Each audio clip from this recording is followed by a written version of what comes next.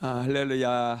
오늘은 이사야서 82강 여호와의 종의 고난, 이런 제목의 말씀입니다. 하나님께서는 모든 죄인을 구원할 메시아를 세상에 보내셨습니다. 그 세상에 보내신 메시아는 사람들이 좋아하는 모습이 아니었습니다. 사람들은 세상을 구원할 메시아 하면은 영웅을 생각합니다. 그래서 영화를 만들 때도 세상을 구원할 그런 구원자들은 영웅들입니다. 슈퍼맨이라든지, 슈퍼맨은 가슴에 S자를 붙이고 빨간 망토를 달고 하늘을 날아가고 어마어마한 힘을 가진 그런 사람으로 묘사를 하고, 그런 사람을 좋아합니다. 또 요즘은 아이언맨이라고 해서 갑옷을 입고, 이 철갑옷을 입고 하늘도 날고 물로도 들어가고 뭐 대기권 밖으로도 나가는 그런 아주 불세출의 그런 영웅들을 세상 사람들은 좋아해요. 그런데 하나님께서 이 땅에 보내신 메시아를 보면은 정말 그런 모습이 아니었습니다. 초라한 모습이었어요. 그래서 사람들이 멸시했고 사람들에게 버림을 당한 그런 모습이었습니다.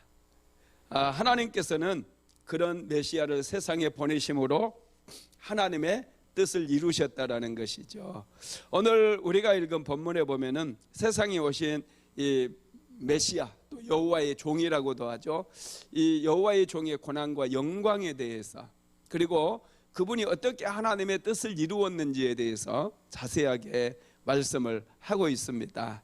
그러면 세상에 오신 메시아의 모습은 어떨까요? 첫째는 흠모할 만한 아름다운 것이 없다고 그래요. 오늘 이사야서 53장 1절에서 2절까지 한번 같이 읽어봅시다. 우리가 전한 것을 누가 믿었느냐? 여호와의 팔이 누구에게 나타났느냐? 그는 주 앞에서 자라나기를 연한 순 같고 마른 땅에서 나온 뿌리 같아서 고운 모양도 없고 풍채도 없은즉 우리가 보기에 흠모할 만한 아름다운 것이 없도다. 아멘. 사람들은 외모를 아주 중요하게 여깁니다. 그리고 외모를 보고 전체를 판단하게 되죠. 그런데 하나님께서 우리를 구원하기 위해서 세상에 보낸 그 메시아를 보면은 흠모할 만한 아름다운 것이 하나도 없다고 그랬어요. 위풍당당하거나 힘이 세거나 우리가 가지지 않는, 평범한 사람들이 가지지 않는 탁월한 능력을 가진 그런 모습이 아닙니다.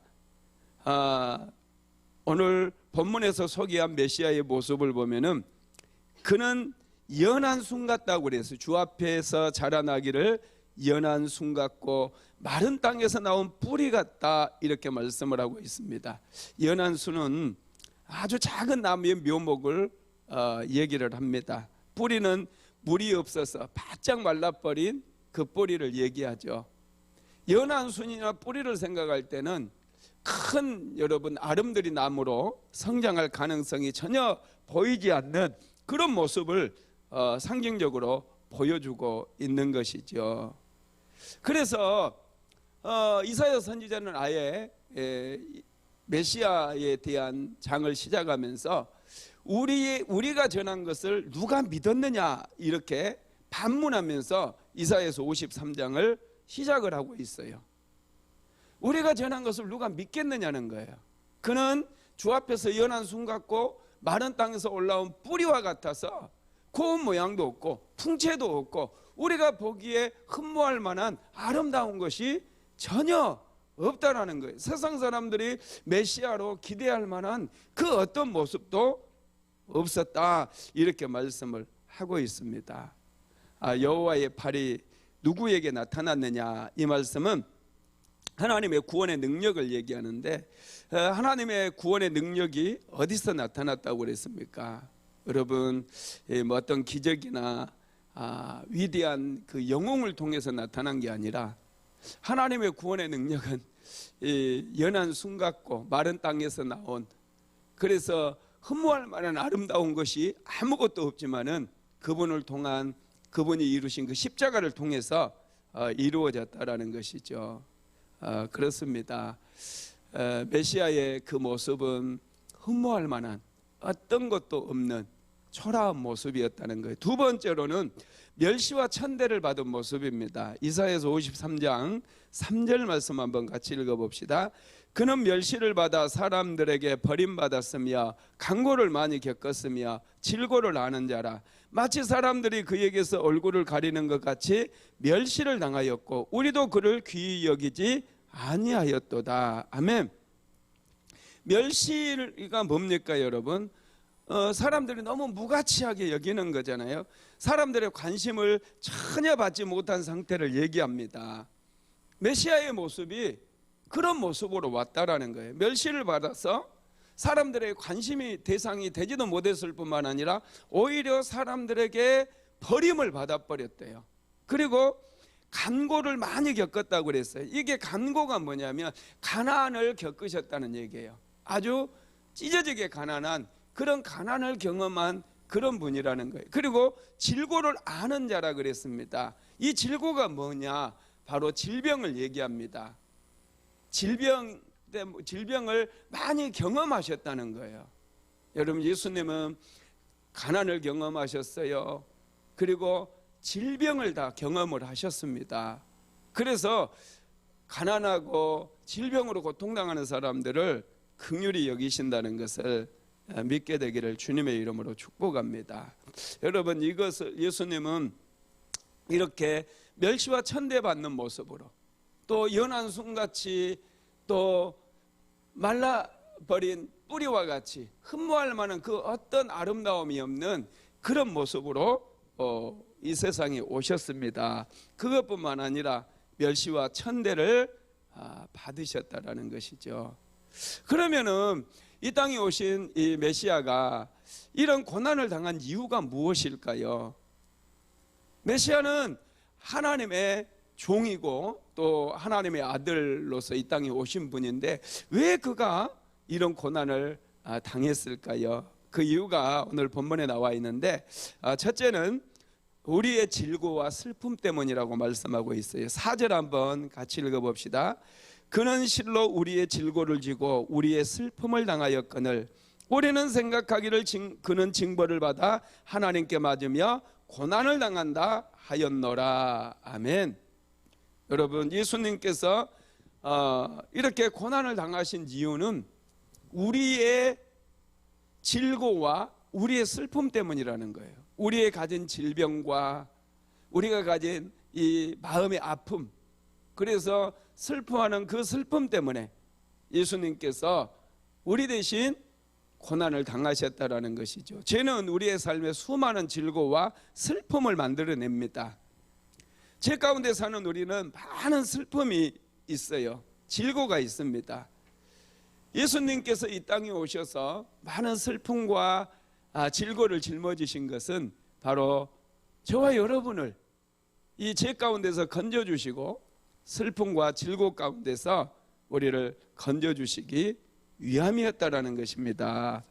여러분, 예수님께서 오셔서 우리의 질병도 가지고 가시고 가난도 거두어 가시고 슬픔도 거두어 가십니다. 예수님께서 십자가를 지실 때에 그 십자가 위에서 신적 교환이 이루어졌어요. 예수님께서 십자가에서 못 박혀 죽으시고 채찍질을 당하시고 많은 고난을 겪으셨잖아요. 그때 이 십자가에서 신적인 교환이 이루어지는데 나의 가난을 부요로, 예수님 안에 있는 부요로 바꿔주시는 거예요. 나의 질병을 예수님이 가져가시고 건강함으로 나에게 바꿔주시는 거예요. 내 삶에 찾아온 모든 이 저주와 쓴뿌리들을 예수님께서 십자가 위에서 가지고 가시고 예수님 안에 있는 풍성함과 예수님 안에 있는 축복을 우리에게 주셨다는 것, 이것을 우리는 신적인 교환이다, 그렇게 말씀을 하고 있습니다. 이렇게 예수님은 우리의 슬픔과 질고 때문에 여러분 고난을 당하셨어요. 그리고 두 번째로는 우리의 죄와 허물 때문이라고 얘기합니다. 이사야서 53장 5절 한번 같이 읽어봅니다. 그가 찔림은 우리의 허물 때문이요 그가 상함은 우리의 죄악 때문이라. 그가 징계를 받음으로 우리는 평화를 누리고 그가 채찍에 맞음으로 우리는 나음을 받았도다. 아멘. 그가 찔림은 우리의 허물 때문이라는 거예요. 그가 상함은 우리의 죄악 때문이라는 거예요. 예수님께서는 우리의 허물 때문에 못에 찔렸고 창에도 찔렸어요. 예수님은 우리의 허물 때문에 채찍에 수도 없이 맞았다라는 거예요.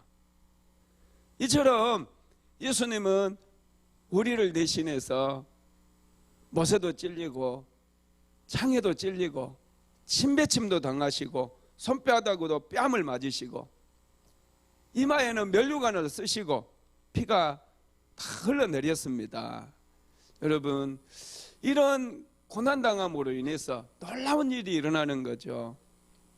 여러분, 그래서 우리가 예수님께서 십자가에 달리신 그 고난을 묵상하다 보면은 우리 안에 있는 상처가 치유되어져요. 우리의 질병이 치료되기 시작해요. 가난도 치료되는 놀라운 역사가 일어난다는 것을 믿게 되기를 바랍니다. 예수님께서 십자가에 죽으실 때 하나님께서는 우리를 용서해 주셨어요. 고난당하실 때 하나님께서는 우리의 모든 죄를 다 용서해 주셨다는 것이죠. 세 번째로 예수님께서 고난당하신 이유가 무엇이냐? 세 번째는 우리의 불순종 때문이라고 말씀을 합니다. 6절 말씀 한번 같이 읽어봅시다. 우리는 다 양 같아서 그릇 행하여 각기 제 길로 갔거늘 여호와께서는 우리 모두의 죄악을 그에게 담당시키셨도다. 아멘. 우리가 다 양 같다고, 그래서 그릇 행하여 각기 제 길로 가버렸다고 오늘 본문은 말씀을 하고 있습니다. 양은 여러분 순한 것처럼 우리가 생각할 수 있는데 전혀 그렇지 않습니다. 이 팔레스타인 지역에서 제일 사람들이 듣기 싫은 욕이 뭐냐면 이 양 같은 놈, 이런 욕이에요.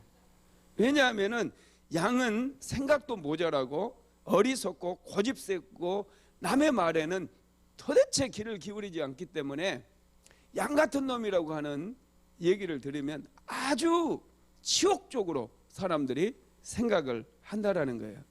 우리나라는 이 개 뭐 이렇게 얘기하잖아요. 굉장히 싫어하는데 이 팔레스타인 사람들은 양 같은 놈 이렇게 하면 아주 싫어하는 욕이라는 것이죠. 양들은 굉장히 고집이 세요. 여름이 되면은 얼마나 덥습니까? 이 양들은 막 털이 무성하기 때문에 여름이 되면 서로 붙어 있으면 안 돼요. 땀을 엄청나게 많이 흘리고 땀띠가 나고 막 피부병이 생기기 때문에 목동은 어떻게 해서든지 양을 떼어내려고 그래요. 그런데 양은 신기하게 여름철에는 딱 들러붙어 있습니다. 양들끼리 서로 들러붙어 있어요. 왜 들러붙어 있느냐? 옆에 있는 양이 시원할까 봐서 그냥 들러붙어 있는데요. 시원하면 서로 좋잖아요. 그런데 옆에 있는 양 시원한 꼴을 못 보는 거예요. 반대로 겨울에는 서로 붙어 있어야 양이 따뜻하잖아요. 그런데 겨울이 되면 이상하게 양들은 서로 뚝뚝 떨어져서 덜덜덜덜 떨고 있다는 거예요. 왜냐하면 옆에 있는 양이 따뜻할까 봐서 그 따뜻한 꼴을 못 보는 거예요. 그래서 혼자 떨어져 가지고 눈 오는 날에도 여러분 가끔 텔레비전에서 보면은 양이 겨울철에 눈 오는데 뚝뚝 떨어져 있는 모습 우리가 볼 수 있지 않습니까? 또 양들은 결정적으로 시력이 나빠요. 2, 3m 앞을 볼 수가 없습니다. 그래서 양이 따라가다가 길을 잘 잃어버려요. 시력이 약하다 보니까 앞에 있는 양을 보지 못해가지고 길을 잃어버리면 지 마음대로 가버린대요. 그러다가 맹수들을 만나서 죽게 되는 그런 양들이 아주 많다고 그럽니다. 하나님께서 보실 때 우리가 다 양 같다는 거예요. 고집도 세고 앞길 하나도 미래를 볼 수도 없으면서 자기가 마치 굉장하게 볼 수 있는 것처럼 잘난 것처럼 그렇게 다른 사람 말도 안 듣고 그렇게 산다라는 것이죠. 그래서 이 양들의 특징이 불순종인데 저와 여러분도 이렇게 불순종한다는 거죠. 그래서 예수님께서 십자가에 못 박히신 거예요. 그러면은 여러분, 예수님께서 여호와의 종이 우리의 죄를 담당하시면서 어떤 자세를 취했을까요? 첫째는 이런 고난을 당하시면서도 입을 열지 않았다고 성경은 말씀하고 있어요. 7절 말씀 한번 읽어봅시다. 그가 곤욕을 당하여 괴로울 때에도 그의 입을 열지 아니하였으며 마치 도수장으로 끌려가는 어린 양과 덜 깎는 자 앞에서 잠잠한 양같이 그의 입을 열지 아니하였도다. 아멘. 여호와의 종은 억울하게 곤욕을 당하면서도 입을 열지 않았다는 거예요. 억울해요. 자신의 죄 때문에 이런 고난을 당하는 게 아니에요. 하나님께서 모든 인류의 죄를 대신해서 그 종에게, 그 아들에게 고난을 당하게 하셨어요. 그러면 내가 왜 이런 고난을 당해야 됩니까? 한마디쯤 할 수 있지 않습니까? 그런데 예수님께서는 입을 열지 않았어요. 묵묵히 고난을 받아들였어요. 이게 여러분 얼마나 놀랍습니까? 두 번째로는 곤욕과 신문을 당하고 끌려가셨다고 그랬어요. 8절 말씀 한번 같이 읽어봅시다. 그는 곤욕과 신문을 당하고 끌려갔으나 그 세대 중에 누가 생각하기를 그가 살아있는 자의 땅에서 끊어짐은 마땅히 형벌받을 내 백성의 허물 때문이라 하였으리요. 아멘. 곤욕과 신문을 당하고 끌려가셨대요. 여러분, 이 메시아는 하나님의 아들이시잖아요. 능력이 많으신 분이잖아요. 끌려가지 않아도 되거든요. 능력이 있거든요. 자기를 끌고 가는 모든 사람들을 제압할 수 있는 그런 능력이 있는 분이에요. 오히려 심판의 자리에서 그들을 심판하고 그들을 끌고 갈 수 있는 그런 능력과 권세가 있는 분이시죠. 그런데 그런 분이 곤욕을 당하고 신문을 당하고 끌려갔다라는 거예요. 왜 그랬습니까? 저와 여러분을 대신해서, 저와 여러분 때문에 그렇게 하셨다는 거예요. 우리가 곤욕을 당하고 우리가 끌려가야 돼요. 우리가 죄인이기 때문에 우리가 다 당해야 돼요. 그런데 예수님께서 우리 대신 곤욕을 당하시고 우리 대신 신문을 당하시고 끌려다니시고, 그래서 여러분, 예수님께서 십자가에 못 박히셨을 때 그 밤에 가야바의 뜰에서 또 사내들인 공회 안나스의 대제사장 안나스 집에 사내들인 공회의 심판을 받았죠. 그리고 다시 본디오 빌라도에게 갔죠. 본디오 빌라도에게 다시 헤롯 안티파스에게 옮겨졌죠. 이렇게 수도 없이 여기저기 끌려다니는 그래서 재판을 여러 차례 받는 그런 여러분 곤욕을 겪지 않았습니까? 예수님께서 그렇게 다 당하신 거예요. 그리고 8절에 보면은 그 세대 중에 누가 생각하기를 그가 살아있는 자의 땅에서 끊어짐은 마땅히 형벌받을 내 백성의 허물 때문이라 하였으리요 그랬어요. 여러분, 그 세대는 예수님 세대를 얘기합니다. 예수님께서 십자가에 못 박혀 죽는 것을 보는 사람들을 말하는 거죠. 그 장면을 보고서도 그가 지금 고난을 당하는 것은 내 허물 때문이 아니고 예수님이 저주를 받아서 그렇게 십자가에서 고난당하고 저렇게 채찍질 당한다라고 사람들이 생각했다라는 거예요. 그리고 세 번째로 예수님께서는 억울한 누명을 다 받아들이십니다. 이사야서 53장 9절 한번 읽어봅시다. 그는 강포를 행하지 아니하였고 그의 입에 거짓이 없었으나 그의 무덤이 악인들과 함께 있었으며 그가 죽은 후에 부자와 함께 있었도다. 여호와의 종은 강포를 행하지 아니하였어요. 악을 행하지 않았다라는 것이죠. 그리고 그의 입에는 거짓이 없었어요. 거짓도 행하지 않았어요. 그런데 여호와의 종은 악인으로 몰려버립니다. 그래서 강도들과 함께 십자가에서 죽임을 당하게 되죠. 말도 안 되는 일이에요. 그런데 예수님께서는 이렇게 억울함을 받아들였다는 거예요. 이게 놀랍지 않습니까?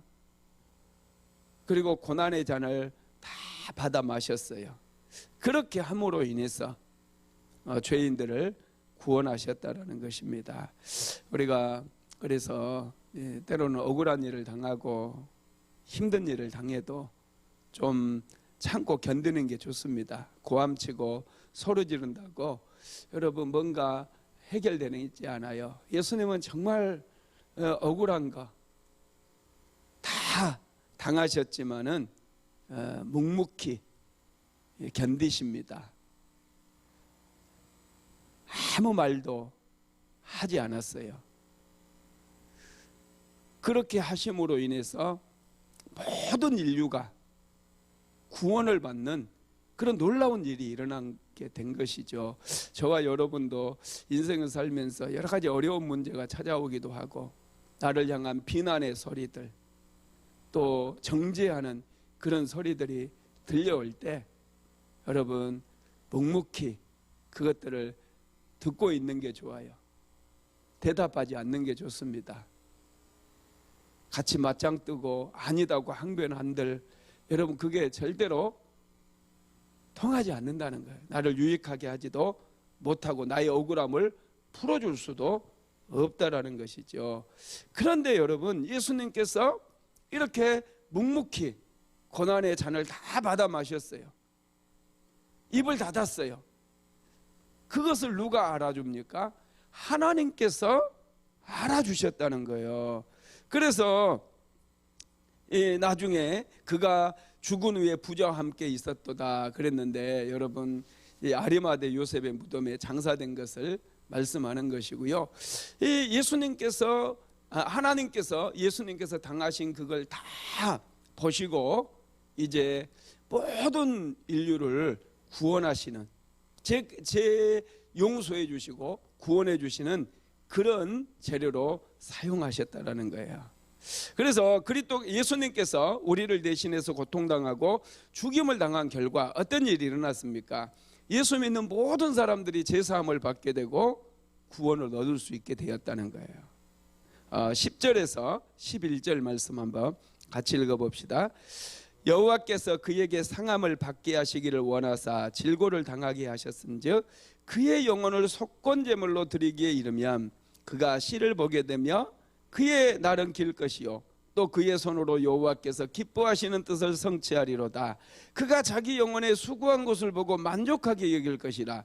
나의 의로운 종이 자기 지식으로 많은 사람을 의롭게 하며 또 그들의 죄악을 친히 담당하리로다. 아멘. 하나님께서 예수님께서 오셔서 멸시를 당하고 예수님께서 질고를 겪으시고 채찍에 맞으시고 창에 찔리고 이 모든 것들을 다 받아주셨다는 거예요. 그리고 어떻게 하셨다고요? 그 영혼을 속건제물로 하나님께서 받아주신 거예요. 그래서 하나님께서는 이제 예수님을 믿는 모든 사람들의 죄를 용서해 주신 것이죠. 그래서 누구든지 이제 예수를 믿으면 구원을 받는 놀라운 역사가 일어나는데 여러분 속건제물은 자기 부지 중에 지은 죄를 위해서 드리는 제물을 얘기합니다. 자기도 모르게 지은 죄를 이제 속함받기 위해서 드리는 제물을 속건제물이라고 그렇게 얘기를 하는데 여러분 우리의 모든 허물과 우리의 죄를 위해서 예수님께서 십자가에 못 박혀 죽으신 것이 제물이 되신 거예요. 하나님께서 기뻐 받으시는 제물이 되어서 이제 우리는 구원을 받게 되고 하나님의 자녀들이 된 거죠. 그래서 이 속건제물로 드리기에 이르면 그가 씨를 보게 되며 그랬는데 이게 무슨 말이냐면 예수님의 죽음으로 인해서 영적인 후손들이 이제 많이 생겨나게 될 것을 말씀을 하고 있는 거예요. 여인들은 엄청난 고통을 겪으면서 아기를 출산을 하잖아요. 해산의 고통은 굉장한 고통입니다. 그 해산의 고통을 겪은 후에 이제 새로운 생명이 탄생을 해요. 그러면은 이제 병원에서도 그 산모 옆에 그 아이를 이렇게 놓아두잖아요. 그러면 산모는 아기 새로운 생명이 숨을 쉬는 모습을 보고 굉장히 기뻐하는 거예요. 예수님께서도 십자가에서 그렇게 말할 수 없는 고통을 겪으셨지만은 예수님으로 인해서 구원받는 수많은 영혼들로 인해서 예수님께서는 기뻐하신다라는 것입니다. 만족하시고 기뻐하시게 된다라는 거예요. 그리고 이제 11절에 보면은 자기 지식으로 의롭게 하고 그들의 죄악을 친히 담당하였도다 이렇게 말씀을 했는데, 이 말씀이 순서가 좀 바뀌었잖아요. 자기의 지식으로 의롭게 하고 그들의 죄악을 친히 담당하셨도다 그랬는데, 예수님께서는 먼저 우리의 죄악을 먼저 담당하셨어요. 우리의 죄를 먼저 담당하신 다음에 우리를 그의 지식으로 가르쳐서 이제 구원을 받게 만들어 준 거예요. 이게 여러분 참 놀랍습니다. 이것이 하나님의 뜻을 성취하는 것이죠. 자, 이사야서 53장 12절도 같이 읽어봅시다.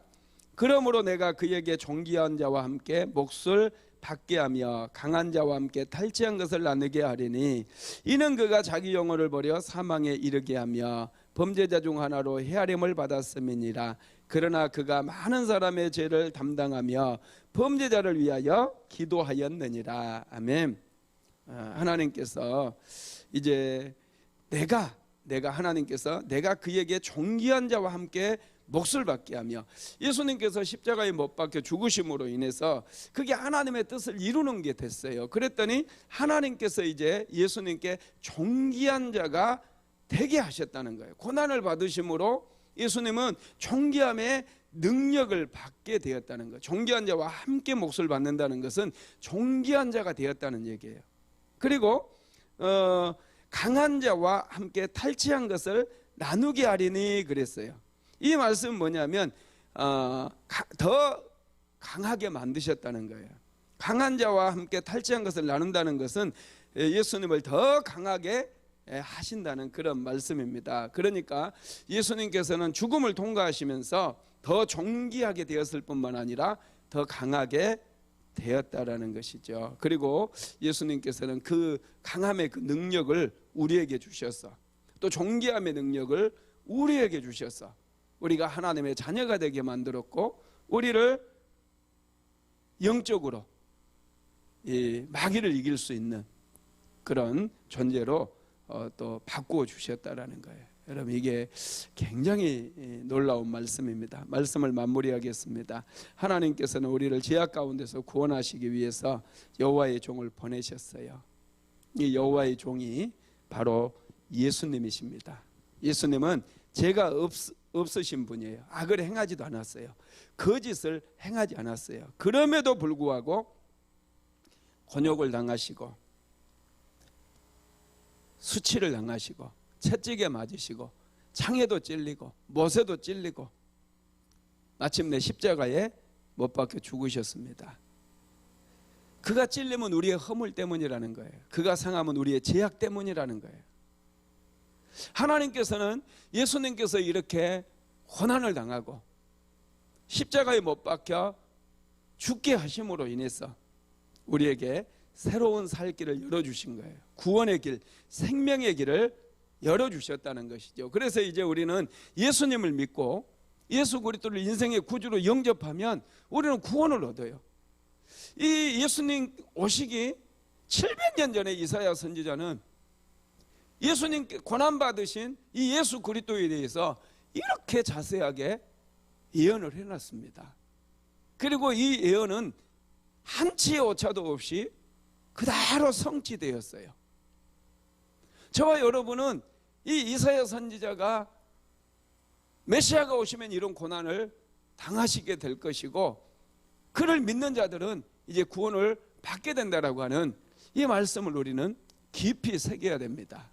그래서 우리가 예수님을 믿는 것, 이게 은혜고 축복이라는 것을 항상 기억해야 돼요.